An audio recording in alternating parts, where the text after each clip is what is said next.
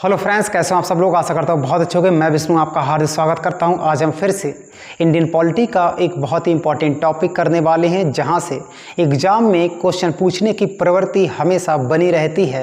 यानी टॉपिक का नाम है संसद।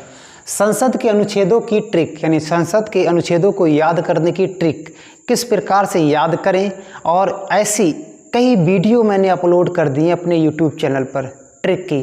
पॉलिटी को लगभग आधे से ज़्यादा टॉपिक मैंने ट्रिक से ही निपटा दिए हैं, तो वो आप ज़रूर देखिए प्लेलिस्ट में जाकर। तो हम आज का वीडियो स्टार्ट करते हैं। कैसे करके याद रखेंगे, इसका ट्रिक का नाम क्या है। दो आंटी थी, एक का नाम था सरला और एक का नाम था जया। दोनों लोग शाम को संसद में बैठते हैं। सरला यानी सरला जया शाम को संसद में बैठती हैं। अगर ये चीज़ आपको याद है तो संसद के सभी आर्टिकल स्वयं याद हो जाएंगे आपको। कैसे करके देखते हैं। देखिए, सरला जया शाम को संसद में बैठती हैं। ये चीज़ साइलेंट रहेगी, ठीक है, ये चीज़ साइलेंट रहेगी। ये ट्रिक किस प्रकार से बना है तो इसको हम हल्के हल्के सीखते हैं। जैसे देखिए, सा का अर्थ क्या होता है, संसद का गठन। किस आर्टिकल में, 79 आर्टिकल में है संसद का गठन। हमको केवल ये आर्टिकल याद रखना है और लास्ट तक आप क्रम से निकल जाओगे, पता भी नहीं चलेगा कि हमें अपने आप ही स्वयं याद हो गए, कभी भूलोगे भी नहीं। संसद का गठन 79 में है। रा का अर्थ है राज्यसभा का गठन 80 में है। आर्टिकल 80 या अनुच्छेद 80 में राज्यसभा का गठन है। ला का अर्थ है लोकसभा का गठन आर्टिकल 81 में या 81 में लोकसभा का गठन है।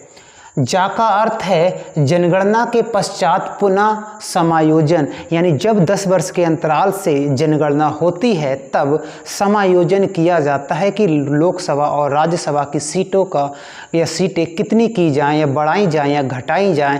ये कब किस आर्टिकल के अंतर्गत किया जाता है तो आर्टिकल 82 यानी 82 के अंतर्गत किया जाता है, क्योंकि 81 हमने यहाँ कर लिया, आर्टिकल 82 है। ए का अर्थ है यहाँ पर अवधि।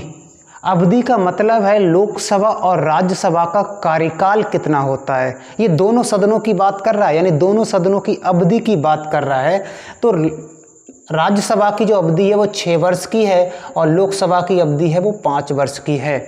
लोकसभा अस्थायी सदन है और राज्यसभा स्थायी सदन है। लोकसभा को भंग किया जा सकता है लेकिन राज्यसभा को भंग नहीं किया जा सकता, इसको भी साथ साथ में याद रखेंगे। योग्यताएं, किसकी योग्यताएं, ये दोनों सदनों की बात कर रहे हैं। संसद के सदन 2 हैं लेकिन अंग 3 हैं। अगर कभी ये पूछा जाए कि संसद के अंग कितने हैं तो अंग तो 3 हैं। कौन कौन सा है, एक तो हमारा राज्यसभा है, लोकसभा है और राष्ट्रपति है। ये अंग हो गए। अगर सदन पूछा जाए ये 2 सदन हो जाएंगे, तो हम इनकी ही बात चल रही है। योग्यताओं में जो राज्यसभा की योग्यताएं होती है वो होती है 30 वर्ष कम से कम आयु पूर्ण कर चुका हो व्यक्ति, और लोकसभा का व्यक्ति 25 वर्ष की आयु पूर्ण कर चुका हो। यानी कहने का मतलब, अगर आपका 30 वर्ष का आयु है तो आप राज्यसभा के सदस्य बन सकते हैं। और याद रखिएगा, लोकसभा का जो चुनाव होता है वो प्रत्यक्ष रूप से होता है, यानी हम वोट डालते हैं, और राज्यसभा का चुनाव अप्रत्यक्ष रूप से होता है। तो योग्यताओं में आप देख लेंगे कि लोकसभा का 25 वर्ष आयु होना चाहिए और राज्यसभा का 30 ईयर आयु होना चाहिए। सा का मतलब है, अच्छा ये आर्टिकल कौन सा हो जाएगा, देखिए आर्टिकल 82 समायोजन जा का है, ये है आर्टिकल 83, और योग्यताओं का है आर्टिकल 84, इसको याद रखना है।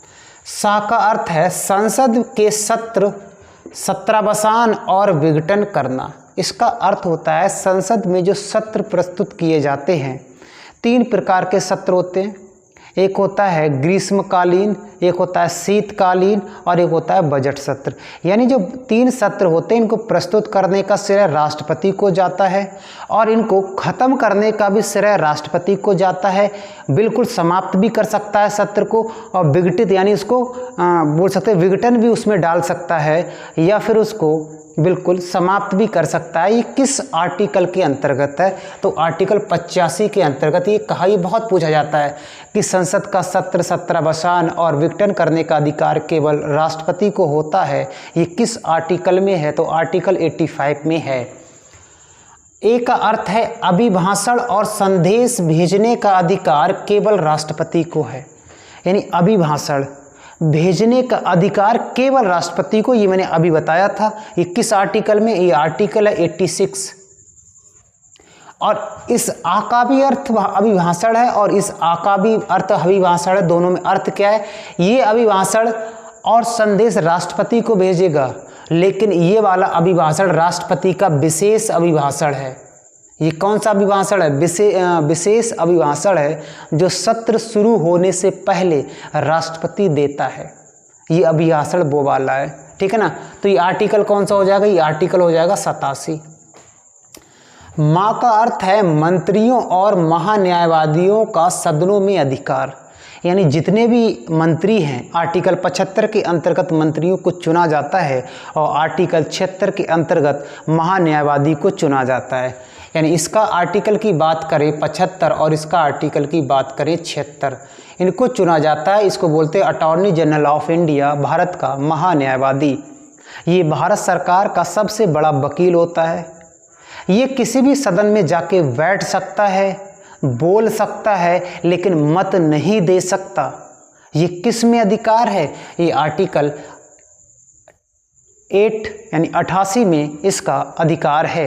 यानी मंत्रियों और महान्यायवादियों का जो सदनों में अधिकार है वो किस आर्टिकल के अंतर्गत है?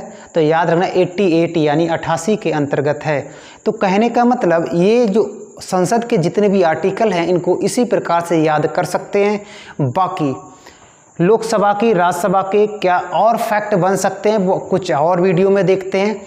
और ये वीडियो कैसा लगा कमेंट बॉक्स में बताना, और आपको किस टॉपिक का नया वीडियो चाहिए ये भी आप कमेंट्स करके बताइए। चैनल पर न्यू हो तो सब्सक्राइब कर लेना, क्योंकि आपको पता है सिलेक्शन पॉइंटों से रह जाता है, और उसमें अगर मैं थोड़ा सा भी आपकी हेल्प कर सकूं तो चैनल को सब्सक्राइब कर लेना। बाकी मिलते हैं नेक्स्ट वीडियो में।